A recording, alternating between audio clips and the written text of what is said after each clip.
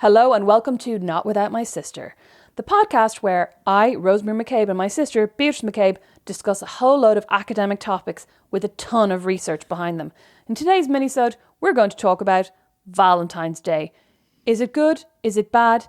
Is it created by big greeting card? Just a big pharma, big romance. Sounding dead academic there already. Good job. The research I've put into this is that I am a big fan of Valentine's Day. My research is my own anecdotal experience. That's science. I like that. Valentine's Is modern Day. Science, in fairness.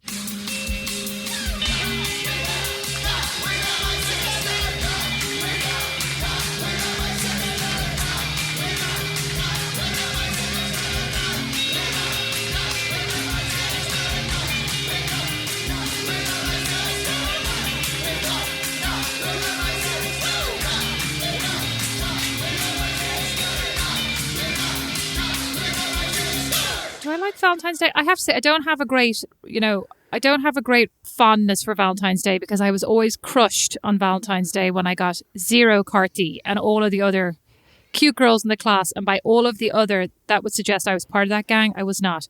The other cute girls in the class always got Carty from the Bookily and I always got nothing. Sorry. Just to correct you, I think what you actually mean, you take out the word other. The cute girls in the class got the cards. Thanks for that.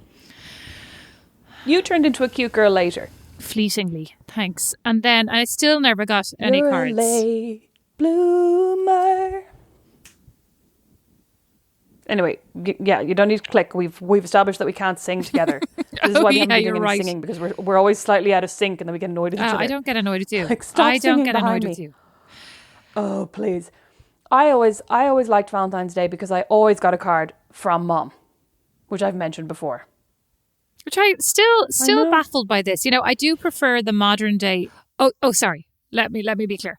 As a parent who has to write 30 Valentines for all the kids in my children's class, multiply by 2, 60, multiply by next year 4, 120 Valentines that I'll be sending into their classes. I do not like this.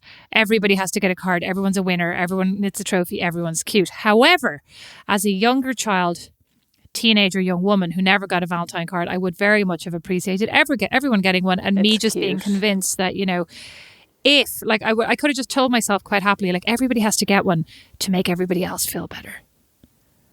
But that you would have got one anyway. Exactly. And those, like, theirs are the pity Valentines. No, a bit like. I think that is actually a cute idea. A bit like Mom's pity one to you, because that's what it was, Rosemary. Well, listen, if it makes you feel any better, Mom has clearly decided there's no more pity, there's no more room in her heart for me, because this year, not only have I not got a Valentine's card from Mom, but I got a birthday card that was originally sent to Dad, and she crossed out the bit that said, "Dear Philip, all my love, Claire," and then wrote, "Dear Rosemary, happy birthday." But that's only because her own mom, but I feel like she missed one of the most important parts of this reusing a card, because her own mom used to take cards that were sent to her and erase the writing. And then, like, she would take cards that were sent to her written in pencil. She would erase the writing and then she would write on top of them. No. I discussed this thoroughly with Mother yesterday, and what she said was that her mom used to go to people's houses for their birthday, bring a card for them, hand it to them, watch them put it on the mantelpiece, and then put it back in her handbag. Absolutely not. That's what she said. She literally has no recollection. I remember the cards that had, you could see the pale indent of, like, "Dear Maisie, happy birthday," and then under that would be erased. Listen, she was thinking about the rainforest before it was cool. That's fine, but I am telling you, Mom's making up. Like, I had planned to record Mom here on the podcast for the kids when she's here next time, and now I can't because she's so can't be trusted. She's like she's reimagining the past. We could record Mom, but then we'd have to do a thorough fact check. I would have to do a fact check. It's like Westworld. It's like Westworld. I'm watching Westworld season 3 with my new HBO subscription. I'm enjoying it a lot, even though Aaron Paul definitely has a wig on, and I cannot get past that. He's a red wig that I am finding extremely distracting. I don't think I've seen season 3. I think I actually gave up halfway through season 2. I got really confused. I think I need to start again. I mean, it's not, I have to say, when you watch it on a binge, like watching it once a week was much better because you're like, oh my God, what's happening? Whereas now I'm like, this script is terrible. The fact that I keep predicting the next sentence to come out of Their mouths, That yeah, says a is lot. not. I mean, usually I'm so confused by TV shows that have any. I was about to say, the fact that you're I know following that the have plot means any. it must be I'm very not really predictable. following it, but I can still predict the script. But the fact that like there's any modicum of complexity, and I'm usually like, who, what? Oh, I tell you what Dawn said to me yesterday. Listen to this, slightly off topic, but this was good. So the kids were watching Bumblebee, right? Bumblebee falls down. Your woman, Haley, whatever her name is, tries to shock him, zap him back to life with like an electric zapper. It's all very highly technological, right? I'm like, oh no, poor Bumblebee. Bo goes, poor Bumblebee. Don goes, prequels, such nonsense. Why would you ever watch a prequel when you know what's going to happen? I go, what do you mean? He's like, this is a prequel. The next movie, Bumblebee's alive. You know Bumblebee's not dead. I'm like, what? Why would my brain even go there? I was in the cinema crying my eyes out over poor dead Bumblebee, and I'm not even joking, age 41. I was crying so hard with the kids. Bumblebee's the Transformer. Bumblebee's the cute Transformer who looks like a little beetle. Like, I was crying so hard when Bumblebee nearly died. And when he got beaten up by the big Decepticon, floods of tears on this head. Like, meanwhile, of course. Meanwhile, your poor children will be traumatized. Meanwhile, Don, Mr. Logic, has already, like, in his mind, gone through, this is ridiculous because I've seen future movies. And I'm like, how would I even think that? Like, you could tell me for a fact that I'm watching a prequel to, I don't know, Lord of the Rings. I read the prequel to Lord of the Rings after I read Lord of the Rings. Never once put together that like Frodo was going to be fine or whatever his name, Bilbo was going to be fine because he's in the next. I was crying my eyes out. This is nonsense. Like, Don is just heart of stone is what I have to say, which maybe that's why I don't like Valentines. Heart of stone, steel, whatever, rock, tiny heart. Are you going to get Don a Valentine's card? No, I actually always forget. To Valentine's Day, our anniversary, his birthday, I always forget. Kevin in work always reminds me, do you know Don's birthday's coming up? And I never do. I always go, yeah, of course. I never know. And then Mom calls me to tell me that our anniversary's coming up. And then I keep it really silent. I don't allude to it. And then I shock Don on the day by remembering it. And then he's forgotten. That's what I've done the last 2 years because we're both bad at remembering. And then he feels so guilty. It's been amazing. This is not romantic. This is like you're turning this into some kind of battle, some kind of war of the ages. This isn't War of romance. the Roses, I know, right? What about you? Do you send cards? I mean, I'll probably get... It's kind of weird because Brandon's birthday is on January 20th and then mine is on February 6th. And then by the time Valentine's Day comes around, we're kind of, you know what I mean? You're like, I've just got you a present and a card. I have to get you another present and a card, another card. Christmas. I probably will get him a Christmas card. just happened. Oh my God, and Christmas is just come and gone. I was thinking of getting him a little baby Yoda thing that I saw online on like Urban Outfitters that you can use to hold your phone. So I just thought he could put it at his desk at work. And then I was like, you know what? He doesn't need any more Googles. What? I was like, his Googles coming out of his ears. I'll save my money. You were like, I'll save my money for my own Googles. Maybe later in the year you could get him a present. Maybe I'll get him a voucher for like a night of raunchy and like a night of basically an excuse to use my crop. What could I call it? A night of riding.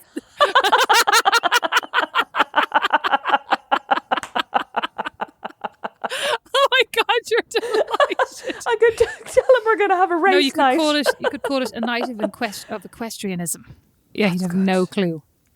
Hold your horses. He'd probably just think it was some kind of D&D quest. Well, I have that thing of cards that such a ridiculous. I bought this thing of gift cards, the like little golden tickets, and it's like a romantic night at this night, except now that we're trapped together, I haven't used any of them. Yeah, they're cute. I could give you one. But anyway, I thought I was going to give it to Don to give to me. And then I handed it to him and I was about to say, hey, this is for you to give to me as a joke. And he's like, oh, I'm so delighted with this. Can't wait. Oh, a night out. Oh, a dinner cooked for me. Oh, back rub. Oh, I was like, oh, yeah, you're welcome. Oh, so annoyed. I was just about to say, I actually kind of hate those, and they used to be like, you'd give the voucher book for like a massage or whatever, because I never want to do it when it comes down to it. I'm like, I basically want the entire voucher book to be like a night in the couch. Watching Buffy. Watching Buffy. Okay. I actually really do want to get back to watching Buffy because we stopped at the start of season 2 and he has no interest in taking it up again. I'm like... Well, he's got you now, Rosemary. You're trapped to the rings on your finger. What else are we no doing? Need to watch Buffy anymore. He doesn't need to impress you. He's got you now. Change the kitchen. Making Hello Fresh. You know what? Well, you know what? Like the ring's on my finger now, so actually I could just turn on Buffy and he can't go anywhere. Into the other room, and actually that's grand. That's true. Now, so what are you planning to do for Valentine's Day, though? Seriously, in all seriousness. Valentine's Day is Friday? No, Sunday. Sunday. The two of us are up some dubs. 1, 2, 3, 4. Yeah, Sunday. We'll probably have a nice dinner or something. I blame mom for this. Do you know what? I'm just thinking growing up, mom was always so poo-pooing people who went out for dinner on Valentine's Day. Do you remember that? Who'd go out for dinner on Valentine's Day? Ridiculous. Can you imagine the food you'd get, right? So, obviously I grew up going like, who are these people? And now I'm like, I'd love to go out. I'd love because I'm trapped in my gaff. I'd love to go anywhere. You know what I actually saw that I'm going to buy for mom and dad? Avoca is doing a Valentine's Day meal for two for I think like $24.95. It's 3 courses. Obviously like you each have to have the same starter, main and dessert. But I called them the other day and went through everything to make sure that they would approve, and mom found one of each that she would eat. So I'm gonna buy that for them, and they're gonna go and pick it up because the Avoca near them doesn't deliver, but they can go and like pick it up. Be cute. It is cute. I just can't believe you didn't include me in this, you absolute lick. Well, listen, Beatrice, you're busy. And I also hate everything really that's associated with Valentine's Day. I don't really love chocolate very much. Like, I'd much prefer if bags of chips were associated with Valentine's Day. I absolutely... You hate a chocolate dip that's actually what I was about to say. Made very clear. Absolutely detest any type of fruit with chocolate. Disgusting. Except for Terry's chocolate orange. No, that's essence of citrus oil in the chocolate. This is like the actual fruit. The other day, I had, by accident, placed in my mouth, sounds terrible, a cherry Garcia ice cream. It was... How do you accidentally place an ice cream in your mouth? Well, it wasn't ice cream, it was a spoonful of ice cream. Nash goes, here, taste this, it's delicious. So I was like, oh, delicious. Oh my God, I nearly vommed. The cherry and the chocolate in the ice cream. No, I hate that. No. Not a fan of that either. I actually bought, but I don't like cherry flavoured things. Neither. I bought a box of flavoured San Pellegrino fizzy water, and one of them is like Morello cherry. It's revolting. Gross. Just regular cherries are nice. Fresh cherries, delicious. Yeah, fresh cherries are nice. Glacé cherries, don't like them. Okay, so the moral of this is, are we having big Valentine's Day? I also, Don and I met on February the 18th, so that's when we celebrate. Now, I don't really remember what we do on that day, but he alleges that we celebrate, so I'm hoping something exciting is going to happen there. But at this point, like, honestly, it'd probably be more romantic for us not to look at each other. At this stage, the exciting thing would be being able to get out of your driveway. I just more meant like it'd be more exciting if he was to be like, hey, we've been staring at each other's faces for the last 369 days. Here's 4 hours where you can just go and be in a room by yourself. I'd probably be like, he loves me. He loves me. He really loves me. Yeah, I think I'll get Brandon a card.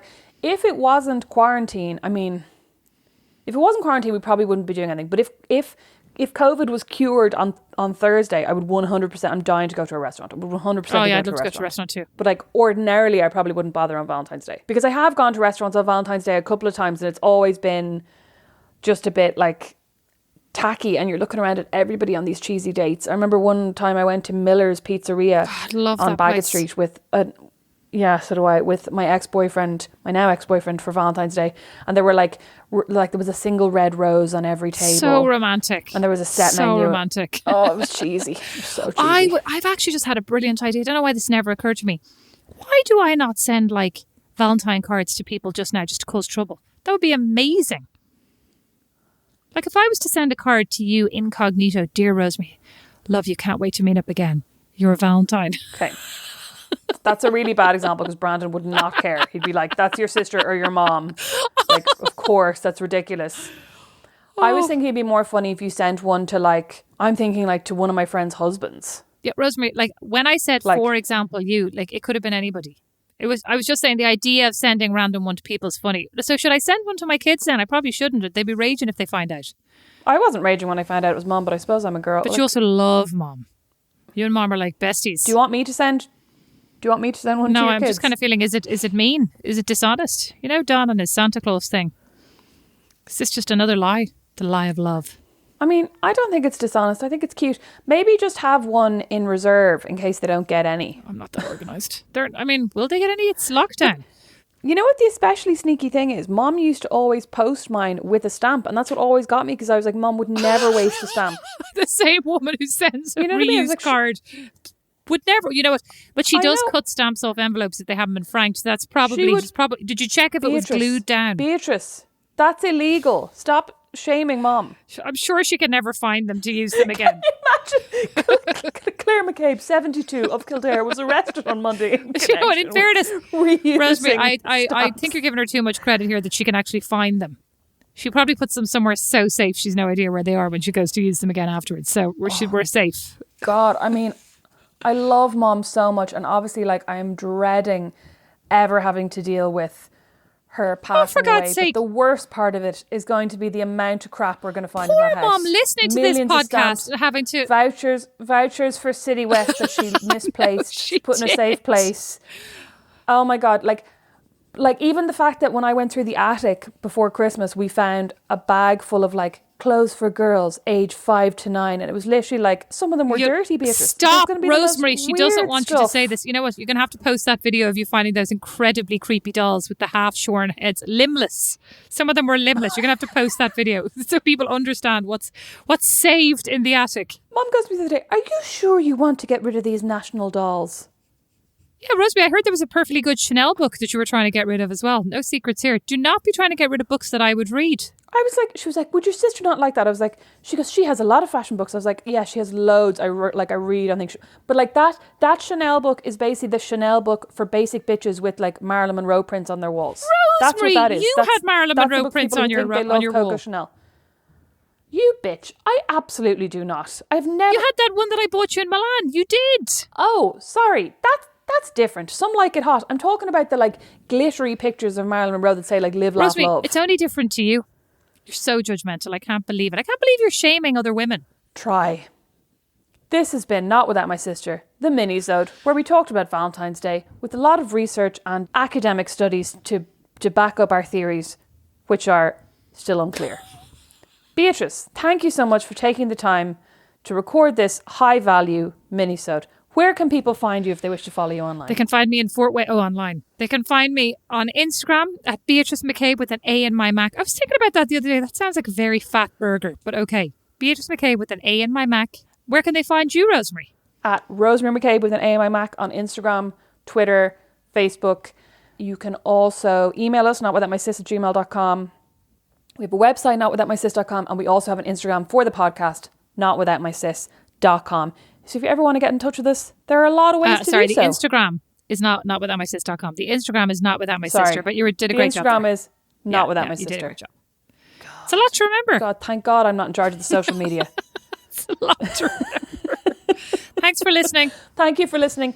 And thank you in advance for the 5-star review you're about to go and leave us on Apple Podcasts. We love you so much. We love you in the spirit of Valentine's Day. Exactly. Please rate, review and recommend us to all of your romantic friends. And the unromantic ones. Bye. Bye. Not Without My Sister is produced by Liam Garrity, sound and original music by Don Kirkland, and our original illustration is by Lindsay Nielsen. Not Without My Sister is a member of The Warren. As is our podcast, The Critter Shed. For more great podcasts, hop along to thewarren.ie.